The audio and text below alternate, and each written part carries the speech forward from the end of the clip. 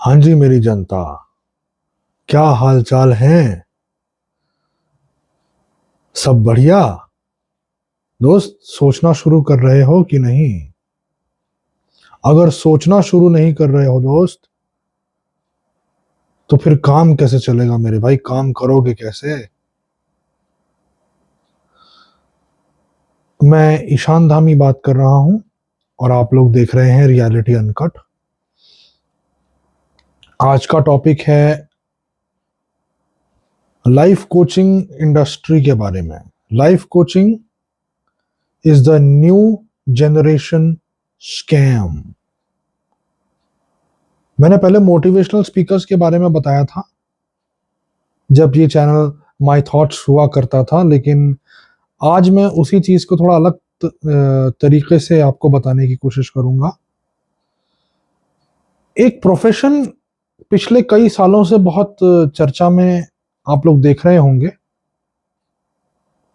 उसका नाम है life coaching. Life coaching basically क्या है कि जब आप किसी इंसान को प्रॉब्लम में देखते हैं ना, तो वो प्रॉब्लम को सॉल्व करने के लिए आप उसे कुछ फ्रेमवर्क के साथ साथ एडवाइस देते हैं। बेसिक लैंग्वेज में उसको लाइफ कोचिंग कहते हैं। अब कहने लग गए लाइफ कोचिंग। पहले तो लोग उसे काउंसलिंग वगैरह कहते थे, और तब उस समय ये बहुत कुछ रेगुलेटेड तरीके से चलता था। हालांकि काउंसलिंग अभी भी चलती है, मेंटल डिजीज के ट्रीटमेंट्स अभी भी चलते हैं, और कोई अगर प्रॉब्लम होती है तो उसके लिए प्रॉपर ट्रीटमेंट्स जो है लोग अभी भी करवा रहे हैं। लेकिन पिछले 10-12 सालों में मैं देख रहा हूं कि लाइफ कोचिंग नाम का एक बिजनेस मॉडल दुनिया में बहुत तेजी से फैल रहा है। तो आखिर ये लाइफ कोचिंग है क्या? कोचिंग को जब हम समझते हैं तो हम समझते हैं कि ये एक टीचिंग से रिलेटेड बिजनेस है। आपने सुना होगा यूपीएससी कोचिंग, कॉम्पिटिटिव एग्जाम्स की तैयारी, कोचिंग सेंटर्स, है ना। उसी तरीके से स्पोर्ट्स की कोचिंग होती है, cricket, football, hockey, in fact wrestling, बाकी के जितने एथलीट्स के लिए कोचिंग होती है, एथलेटिक्स की कोचिंग होती है। कम से कम वहां पे एक टैंजिबल चीज तो है। स्पोर्ट्स एक टैंजिबल चीज है। वहां पे जो कुछ हो रहा है वो सामने दिख रहा है। लेकिन क्योंकि life is a dynamic thing और लेयर्ड थिंग, तो वो इनटेंजिबल है। अब उसमें किसी चीज की एक्सपर्टीज को भी लोग कोचिंग कहने लग गए हैं। साल साल 6 महीना, 5 महीना, 3 महीने का एक प्रोग्राम लो, कुछ लोगों के साथ काम करो और उनसे पैसा चार्ज करो। तो ये बेसिक मॉडल है। लेकिन क्योंकि ये इंडस्ट्री एक अनरेगुलेटेड इंडस्ट्री है, तो इसलिए यहां कोई भी कुछ भी कहकर चला जाता है। क्यों? क्योंकि दोस्त, एंट्री बैरियर तो बहुत कम है। जब मैं कह रहा हूं कोई भी कुछ भी कह के चला जाता है, तो इसका मतलब यह है कि anybody can become a life coach. चाहे वो हाउस वाइफ हो, चाहे वो आ, सरकारी नौकरी करने वाला कोई इंसान हो, चाहे कोई छोटा मोटा बिजनेस करने वाला कोई हो। इनफैक्ट आजकल तो छोटे छोटे बच्चे भी लाइफ कोच बन रहे हैं। स्कैम कहां से शुरू होता है, अब इस पे बात करते हैं। स्कैम शुरू होता है दोस्त जब आप बड़े बड़े अनरियलिस्टिक क्लेम्स करते हैं। आप मनी अट्रैक्ट करेंगे, 5 लाख, 10 लाख, 15 लाख रुपए महीना कमाएंगे। अगर मेरा ब्लूप्रिंट फॉलो कर लिया तो आपको आपकी सफलता से कोई नहीं रोक सकता। इस तरह की चीजें आप लोगों को दिखाई जाती हैं, क्योंकि पैसा कम्स विद एन इनसिक्योरिटी। और ज्यादातर लोगों का टारगेट होता है कॉरपोरेट जॉब करने वाले लोग, गवर्नमेंट जॉब करने वाले लोग, कॉम्पिटिटिव एग्जाम्स की तैयारी करने वाले लोग, जिनको कि सोसाइटी में एवरेज माना जाता है, एवरेज लोगों को टारगेट करके उनको अबव एवरेज बनाने का धंधा है लाइफ कोचिंग। एवरेज लोगों के भीतर फियर ऑफ मिसिंग आउट यानी फोमो क्रिएट करके फियर और ग्रीड मॉन्गरिंग करने का धंधा है life coaching. Life coaches toxic positivity बेचते हैं, सेल्फ डाउट और स्केप्टिसिज्म, क्वेश्चंस कभी भी एड्रेस नहीं किए जाते। अगर आप स्केप्टिकल हैं तो आपको बोला जाएगा no you are very nihilistic, बहुत नेगेटिव हैं आप, बहुत नकारात्मक सोचते हैं, पॉजिटिव सोचो। अरे बेवकूफों, पॉजिटिव नहीं क्रिटिकल थिंकिंग करनी पड़ती है, और क्रिटिकल थिंकिंग में सेल्फ डाउट भी आता है, स्केप्टिसिज्म भी आता है, प्रॉब्लम सॉल्विंग भी आती है, जिसको मैं संशयवाद कहता हूं। संशयवादी व्यक्ति जो हर चीज को मानने से मना कर दे, जो ये पूछे कि ऐसा क्यों या ऐसा कैसे, ये क्या है, ये कौन है, कितना है, जिसकी शुरुआत क्वेश्चनिंग से होती है।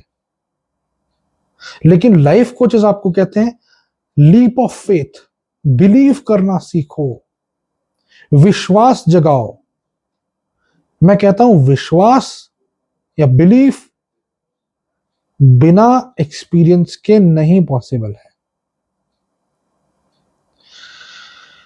एक चीज और है कि productivity is now becoming a new product, जो कि मैं बहुत समय से इस पे काम कर रहा हूं, इस बात को आपके सामने रख रहा हूं।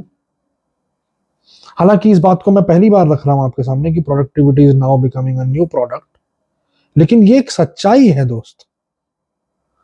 आपको एक यूटिलिटी समझा जा रहा है। यूटिलिटी का मतलब यह है कि आपको एक काम निकालने वाली मशीन,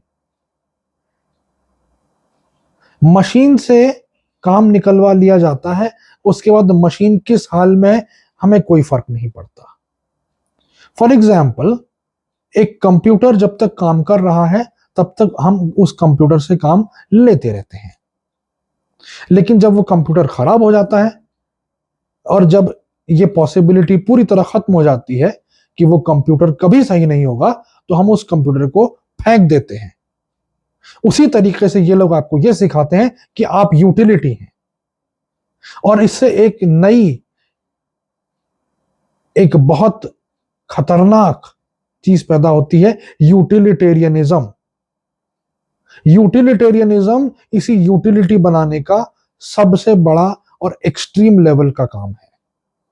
यानी जब तक आप एक यूटिलिटी हैं तब तक आपकी वैल्यू है, otherwise you are a piece of crap. ये आपको ये लाइफ कोच सिखाते हैं। वेराज इंसान एक यूटिलिटी से भी आगे है। इंसान यूटिलिटी नहीं है, इंसान एक क्रिएशन है दोस्त, एक एग्जिस्टेंशियल क्रिएशन है जिसका कोई इफ बट या वाई नहीं है। इंसान चाहे जितने भी पर्पस खोज ले, लेकिन उसका पर्पस एक न एक दिन खत्म हो ही जाता है। ये लोग आपसे कहते हैं वाई, अपना वाई खोजो। ये लोग आपको सिखाते हैं पर्पस, पर्पस और purpose, success, success and success. Whereas मैं कहता हूं कि देयर इज नो वाई, क्योंकि आज आप जिस चीज को वाई मान के बैठे हो, कल के दिन को वो वाई नहीं रहेगा। कल के दिन को रीजन बदल सकता है, कल के दिन को पर्पस बदल सकता है, तो हम क्या करें? क्या हम वही इंसान हैं? हां, आज हम वही इंसान हैं, कल हम वही बदले हुए इंसान होंगे। आज मैं जिस पर्पस के साथ हूं, हो सकता है कल मैं उस पर्पस के साथ ना रहूं, कोई भी वजह हो सकती है। और why is an infinite loop question. सबसे बड़ा स्कैम यही है कि ये आपको बहुत इजी इजी पीजी रास्ता दिखाते हैं। बोलते जरूर हैं कि हम मोटिवेशन नहीं बेचते, लेकिन मोटिवेशन ही बेचा जाता है। और सबसे लास्ट पॉइंट मेरा यह है, देयर इज नो ओरिजिनलिटी। क्योंकि जिन लोगों का फोरफादर, मैं फोरफादर की बात कर रहा हूं दोस्तों, जिन लोगों का फोरफादर ही स्कैमर रहा हो, कौन? Napoleon Hill. नेपोलियन हिल बहुत बड़ा स्कैमर था, जिसने थिंक एंड ग्रो रिच जैसी किताब लिखी, और उसमें वो वही सूडो साइंस, मैनिफेस्टेशन करोगे तो तुम्हें पैसा मिल जाएगा, इस टाइप की सोच। और इसके बाद फिर आया तुम्हारा ये रिच डैड वाला, रिच डैड गाय, रॉबर्ट टी कियोसाकी। और फिर तो जैसे लोगों की लाइन ही लग गई, तो दूसरों की किताबें पढ़ते हैं, वहां से कोर्स बनाते हैं, और आप लोगों को लाख लाख रुपए में चेप देते हैं ये लोग। कोई क्रेडिबिलिटी नहीं है किसी भी ऑर्गेनाइजेशन की। मैं इनसे पूछता हूं, दोस्त, आप लाइफ कोचेस हैं ना, आप लाइफ कोचिंग की बात करते हैं, लाइफ को beautiful, fruitful, enjoyable, viable, sustainable, successful बनाने की बात करते हैं। लेकिन जब किसी के साथ कुछ बुरा होता है, तब सबसे पहले इन्हीं लोगों के मुंह बंद होते हैं। केतन अग्रवाल मर्डर केस में कितने लाइफ कोच बोले, कितने लाइफ कोचेस ने उसे कॉल आउट किया, मुझे बताइए। आपके बड़े बड़े तथाकथित सो कॉल्ड मोटिवेशनल स्पीकर्स क्या कभी सामने आए? अतुल सुभाष के केस में कितने लोग सामने आए? एना सुबैस्टियन के केस में कितने लोग सामने आए मेरे दोस्त? ब्लू स्मार्ट को, ये जो कैब स्कैम था, उसमें कितने लोग सामने आए? कितने लोगों ने, बिजनेस कोचेस ने कितना कॉल आउट किया उसको, मुझे बताइए ना। हजारों रिश्ते टूट रहे हैं रोज के रोज।